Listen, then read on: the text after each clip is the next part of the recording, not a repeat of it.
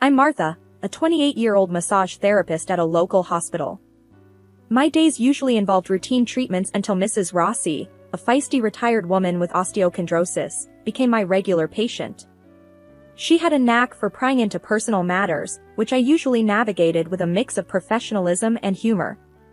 One afternoon, as I was working on her stiff shoulders, Mrs. Rossi's voice cut through the room's tranquility. "Martha, dear, you have such magical hands.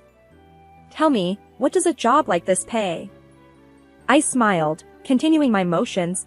"It's around $4,000 a month, Mrs. Rossi." She clucked her tongue in a mix of surprise and disappointment. "Only $4,000? I thought such a skill would fetch more." I shrugged, keeping the conversation light. "Well, it's enough for me. I enjoy the work more than anything." Changing gears, she suddenly said, "You know who you should meet? My son, Antonio. He's the owner of that Italian restaurant downtown. A real catch, if I may say so." I hesitated, recalling the few times I saw Antonio. He was quite charming and easy on the eyes. "I don't know, Mrs. Rossi. I'm quite busy with work." "Oh, nonsense," she exclaimed. "A young, attractive woman like you shouldn't be alone. Let me arrange something." Before I could protest, she had already made up her mind. True to her word, she set us up on a date at his restaurant. Antonio was more than I remembered, charming, with a warm smile and eyes that sparkled with humor. Our conversation flowed effortlessly, filled with laughter and shared interests. Weeks turned into months, and our casual dates grew into a serious relationship. One evening, as we walked along the river, Antonio stopped and looked into my eyes. "Martha, I've never met anyone like you. Will you marry me?" His proposal took me by surprise, but it felt right. "Yes, Antonio, I will." Our wedding was a small affair but full of love and joy. Afterward, Antonio suggested, "Why don't we move in with my mom? Her house is big, and we could save some money for our future." The idea seemed practical, and I agreed. Initially, life in the Rossi household was harmonious. I helped with chores, and we both contributed to the family expenses. Little did I know that this new chapter of my life would soon take a challenging turn. Living in the Rossi household started off as an agreeable arrangement, but a few months into our marriage, I began to notice a shift in responsibilities. It was gradual at first, but soon, the burden of household chores fell almost entirely on my shoulders.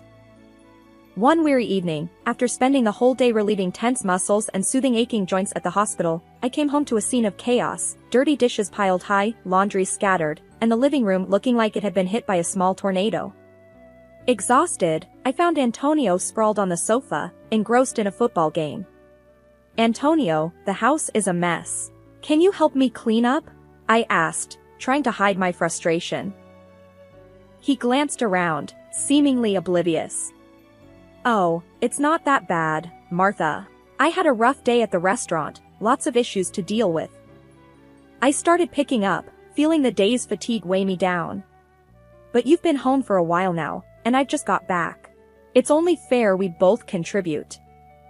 He let out a noncommittal grunt, eyes glued to the screen. "You're better at this stuff than I am. I'd just get in the way." This pattern continued, growing more defined with each passing day. I found myself doing all the cooking, cleaning, and managing the home, while Antonio's contributions became increasingly scarce. A few days later, I decided to have a serious talk with him.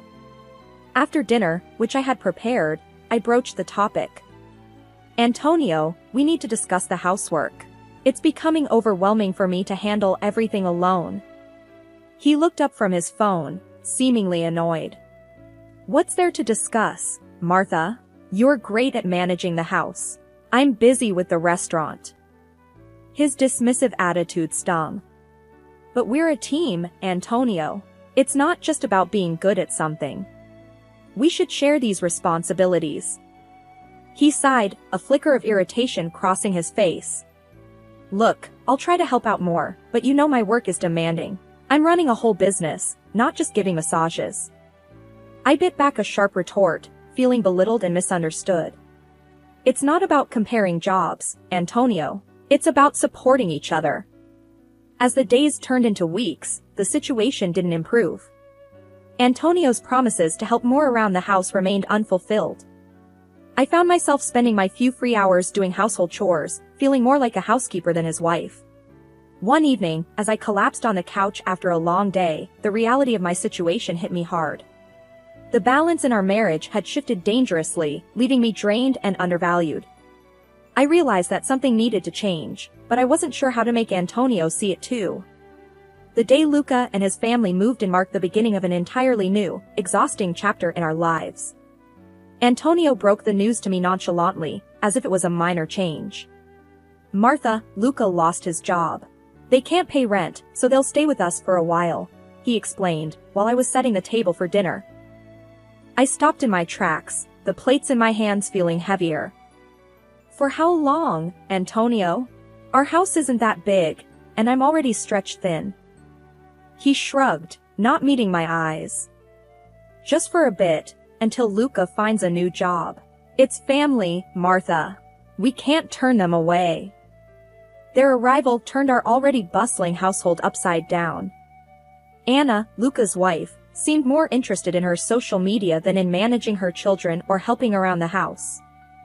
Their 3 kids, aged between 3 and 8, were little bundles of chaotic energy, leaving a trail of mess wherever they went. One afternoon, after stepping on a toy car for the umpteenth time, I approached Anna, who was scrolling through her phone. "Anna, could you please keep an eye on the kids? The house is turning into a war zone." She looked up, annoyance flickering in her eyes. "Martha, I'm busy with my own stuff. You don't have kids, you wouldn't understand." "But Anna, the mess and noise are overwhelming.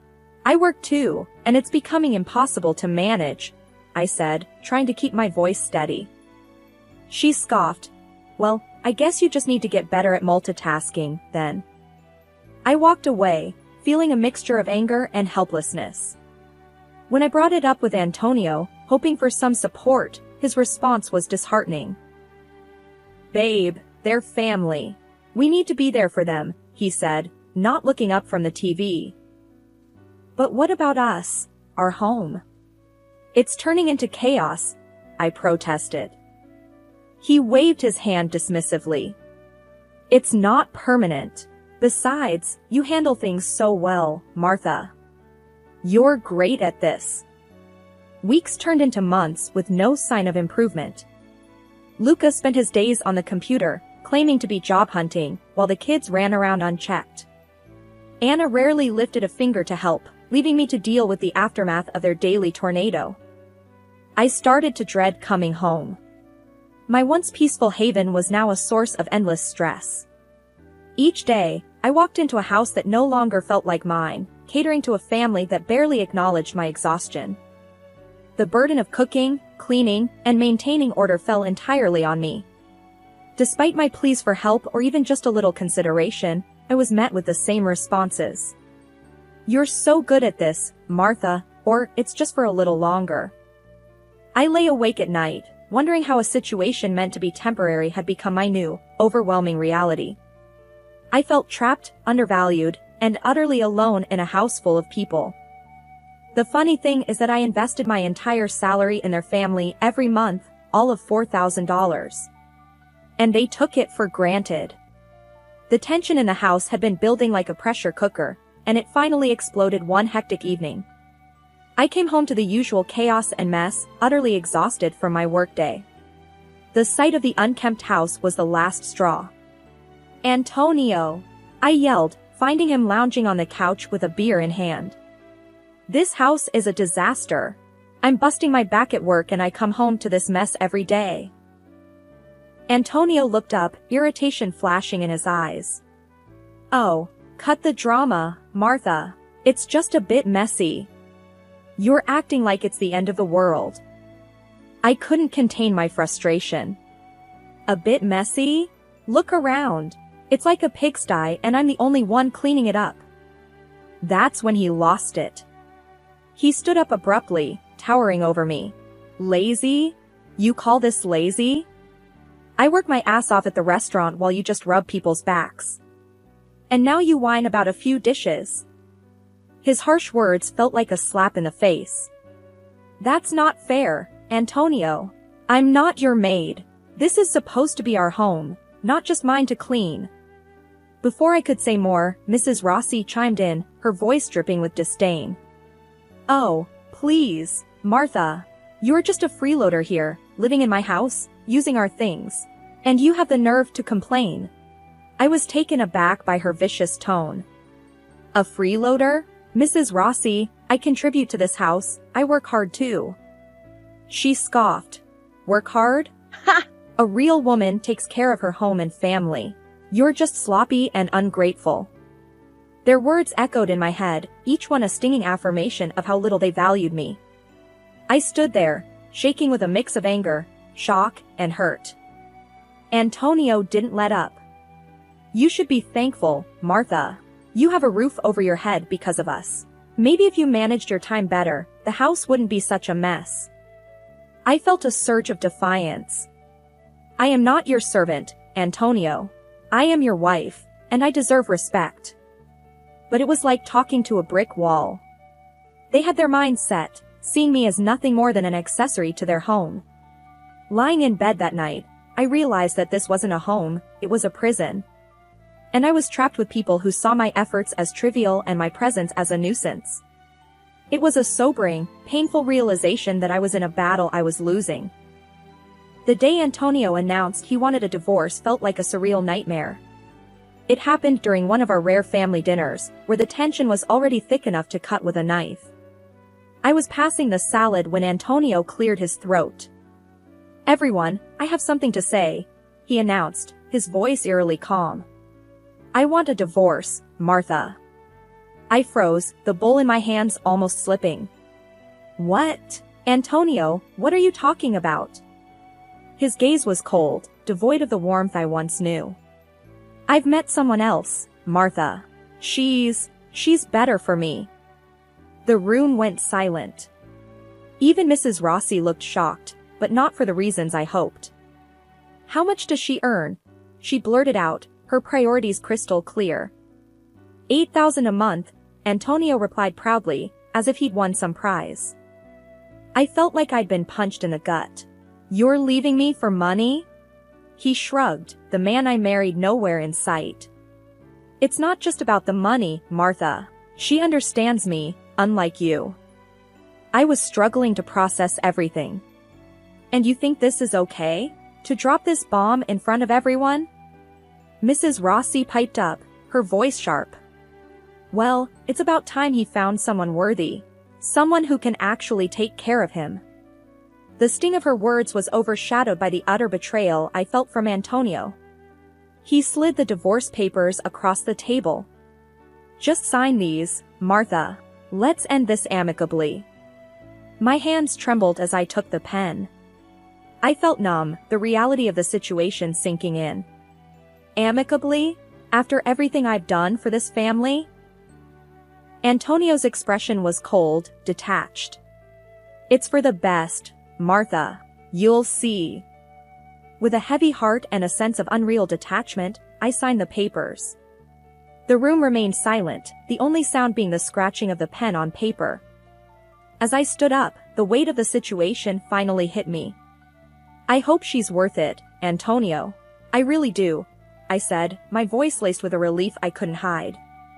I packed my things that night, the silence of the house echoing the hollowness I felt inside. Antonio and his family watched, their faces a mix of surprise and confusion at my calm demeanor. Little did they know, inside, I was even rejoicing at the thought of being free from this toxic environment. I closed the door behind me, leaving behind a life that was no longer mine. The night air felt crisp and refreshing, a stark contrast to the stifling atmosphere I had just escaped. As I walked away, I realized this was not an end, but a new beginning. Moving into my rented apartment was like stepping into a new world. I took all the furniture and fancy appliances I had bought, leaving behind nothing but empty spaces in Antonio's family home. It caused quite the uproar. I still remember the day Mrs. Rossi and Anna confronted me as I was loading the last of my things into the moving truck. "You can't just take all this stuff. It belongs in the house," Mrs. Rossi shouted, her face red with anger. I turned to face her, feeling a surge of defiance. Actually, I bought all of this with my own money.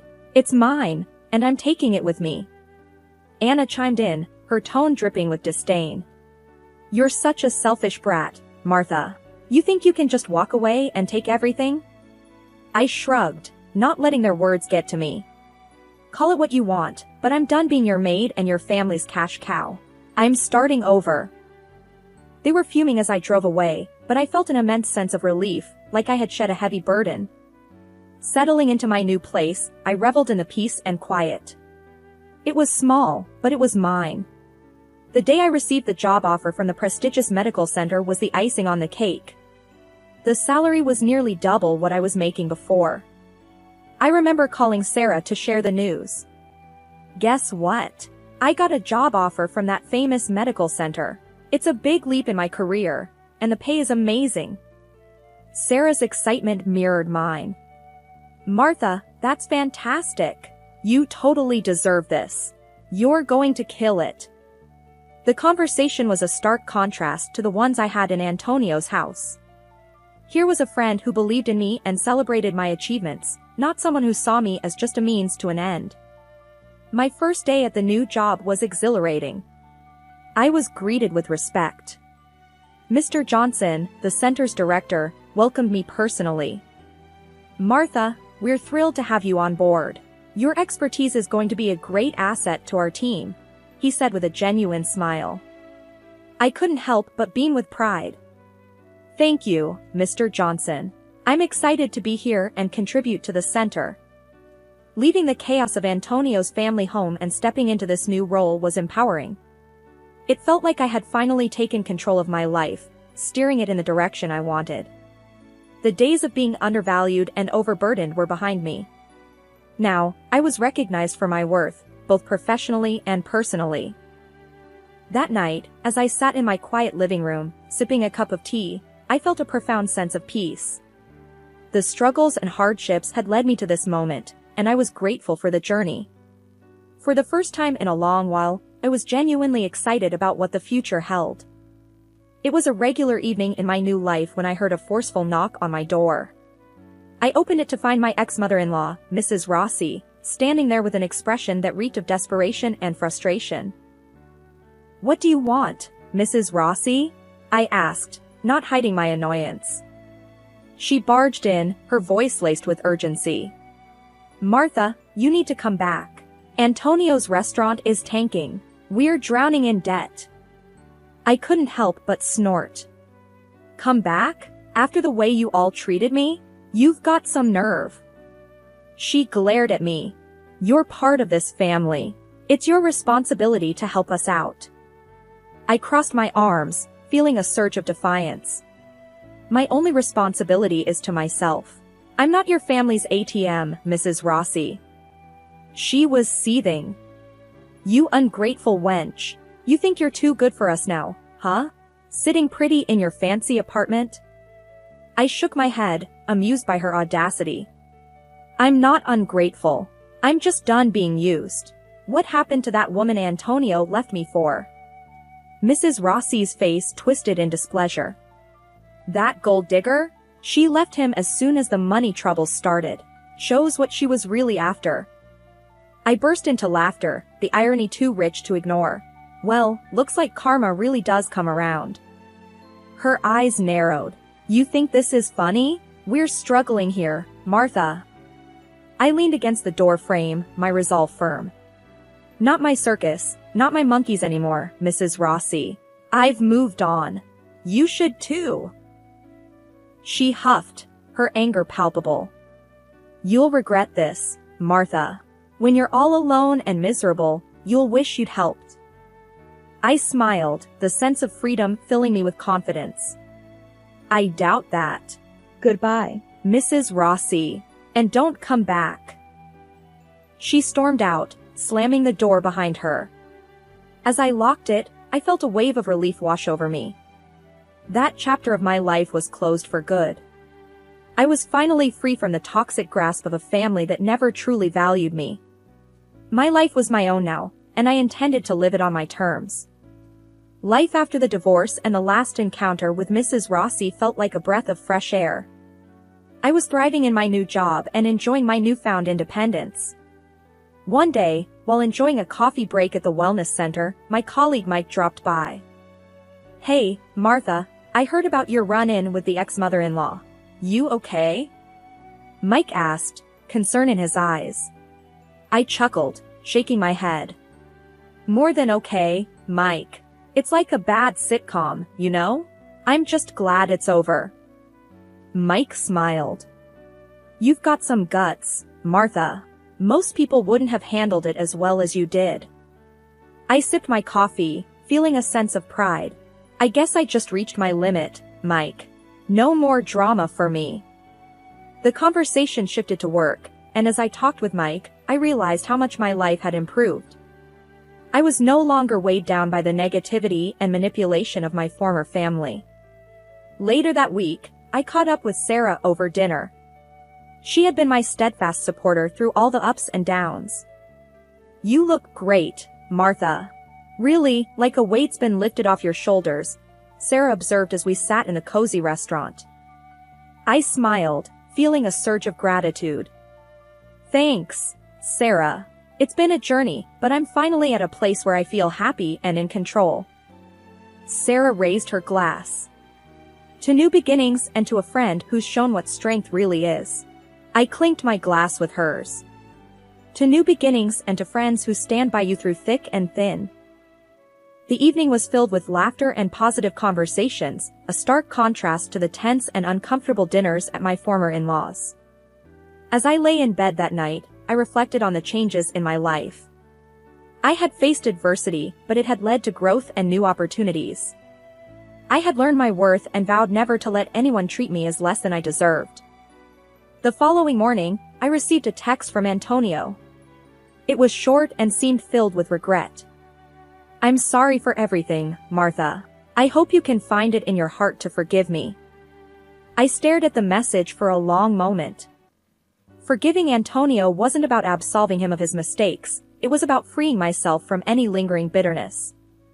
I typed a response, my heart light and free. "Antonio, I've moved on.